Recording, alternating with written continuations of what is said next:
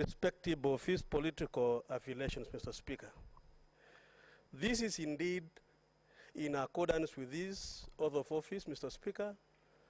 If you read in Schedule 3, the contents and the nature of the oath of office, he undertook to serve every Kenyan and to do justice to all in accordance with the Constitution. Mr. Speaker, this is a very important point to note. We've just come out of an election, Mr. Speaker, and this country should be united by all of us leaders, Mr. Speaker. And Mr. Speaker, the elected leaders, in this House, Mr. Speaker, we have elected senators and those of us who are also nominated to serve the Kenyan people. I would like to call upon my colleagues, Mr. Speaker, in this House, that let us accept that particular spirit that was expressed by the President, Mr. Speaker. Mr. Speaker, in this House, to your right, are members of the ruling coalition, that is the Kenya Kwanza. And to your left, Mr. Speaker, are the members of the Simio. But Mr. Speaker, one unique thing is that you are under one roof, under your leadership, one house. We use one door. We don't have a door for the Simio and one for the Kenya Kwanza. We take tea together, Mr. Speaker. If you, these members, you see them walking out, you go and take tea together. They dine together. Mr. Speaker, this is very important, that as we proceed as a House, Mr. Speaker, we want to inculcate that spirit of unity for purpose. Mr. Speaker, we went to school together. Myself here and Honorable Senator Otiende, not Otiende, but Ojenda. Mr. Speaker, Ojenda was my classmate at the University of Nairobi. Well, he's a professor.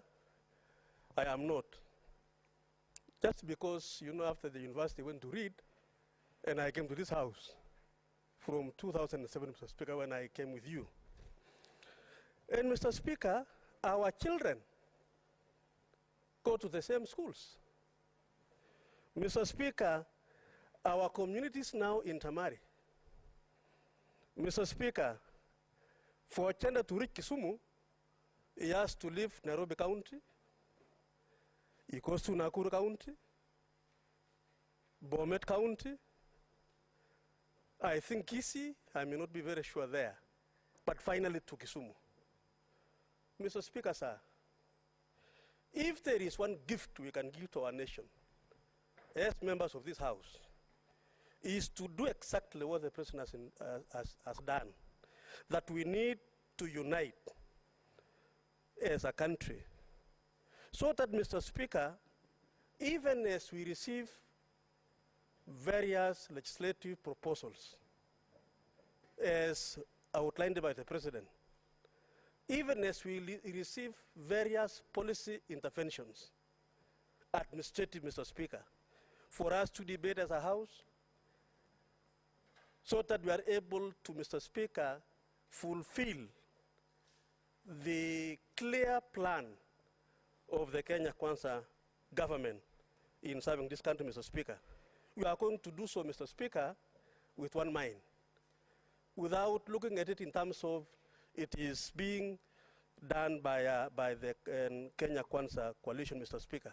And so, Mr. Speaker, I am happy that this House, Mr. Speaker, as we begin this session, we are going to work very hard to ensure that we really do what the President has encouraged us to do it under